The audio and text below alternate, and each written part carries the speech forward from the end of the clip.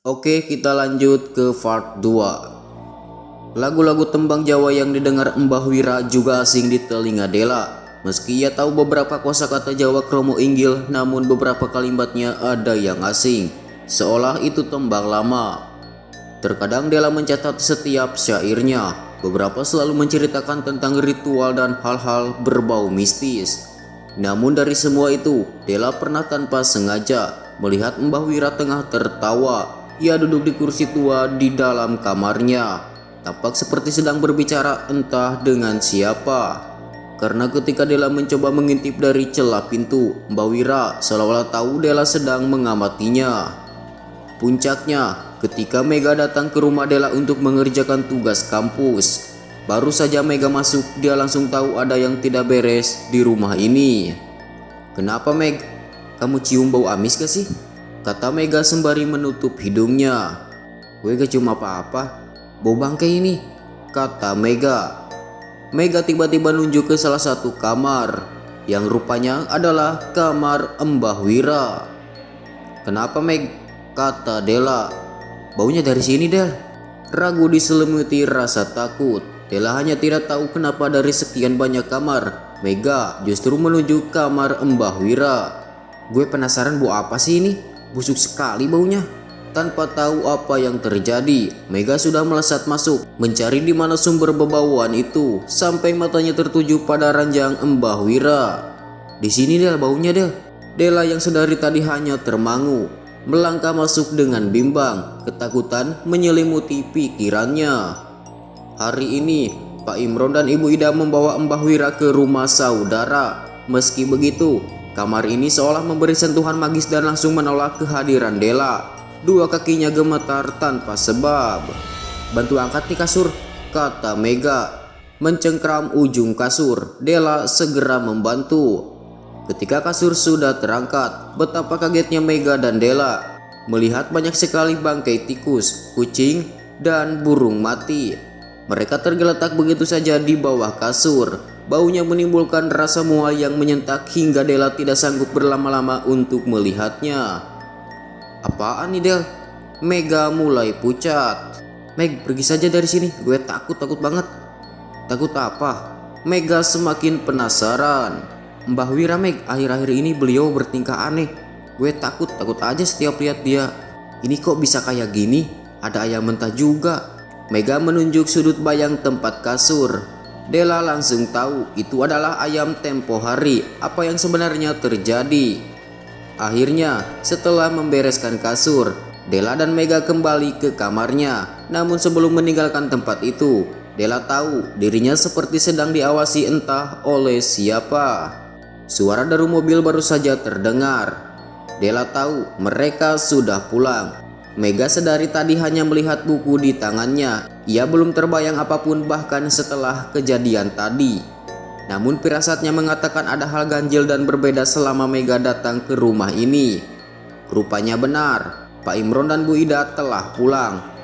Di belakangnya, Mbah Wira juga ada berdiri menyambut tamu yang tak diundang. Hanya butuh sekali lihat, Mega tahu di hadapannya bukan sosok hangat Mbah Wira yang selama ini dia kenal, melainkan sesuatu yang hitam tengah menatapnya. "Ada apa, Tanah? Kenapa melihat seperti itu?" Dela melihat gelagat yang aneh pada Mega. Belum pernah wajahnya berekspresi tercekat seperti ini, seolah ia baru saja dicekik oleh kekuatan yang tidak terlihat.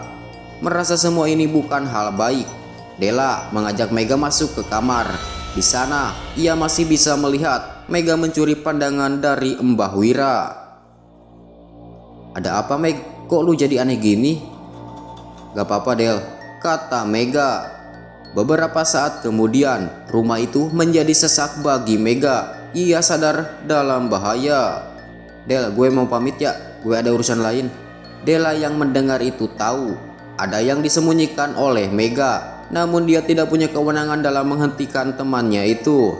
"Soal tugasnya, tadi aku naruh kertas di halaman 112, buka aja nanti," kata Mega buru-buru menyerahkan buku. "Gak pamit sama bapak ibu?" "Boleh," kata Mega. Sesaat Mega terhenti di depan kamar Mbah Wira. Terdengar nada syair Jawa yang familiar di telinganya. Syairnya menunjuk pada kemalangan dan nasib buruk bagi mereka yang tidak tahu unggu-unggu atau sopan santun. Suara motor Mega perlahan menghilang. Penasaran dengan ucapan Mega, Della membuka isi buku Mega. Di sana tertulis sebuah kalimat, "Mbah Wira bukan nenekmu." Saat itu juga handphone berdering, seseorang menelpon Della. Ketika melihat nama kontak memanggil, Della pucat pasi melihat Mega memanggil. Diangkatnya telepon itu. Rupanya itu bukan Mega. Suaranya adalah suara seorang laki-laki. Dengan nafas terburu-buru, "Mohon maaf, di kontak darurat ada nomor ini. Pemilik HP ini baru saja kecelakaan, menerabas pohon dan saat ini tengah kritis." Della hanya tercekat beberapa detik menelepon orang tua Mega, lalu bergegas keluar. Tepat setelah membuka pintu, Della terdiam menatap Mbah Wira tengah bersenandung tembang Jawa. Mbah Wira tersenyum memandangnya. Della berlari melewatinya. Ia semakin yakin Mbah Wira bukanlah neneknya. Della diberitahu kondisi Mega kritis. Sebelum dibawa ke sini, Mega muntah darah banyak, tapi yang mengkhawatirkan tentu darah yang keluar dari telinga kirinya. Ini sudah menjadi masalah serius. Della hanya tidak mengerti kenapa tiba-tiba saja seperti ini. Rupanya malam itu Della berniat untuk menghadapi ketakutannya. Meski diselimuti ketakutan, Della memberanikan diri masuk ke kamar Mbah Wira.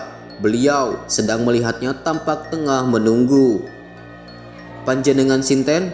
katanya lantang. "Sudah tahu kamu nak. Siapa yang ngasih tahu? Temanmu. Bagaimana keadaannya? Sudah meninggal?"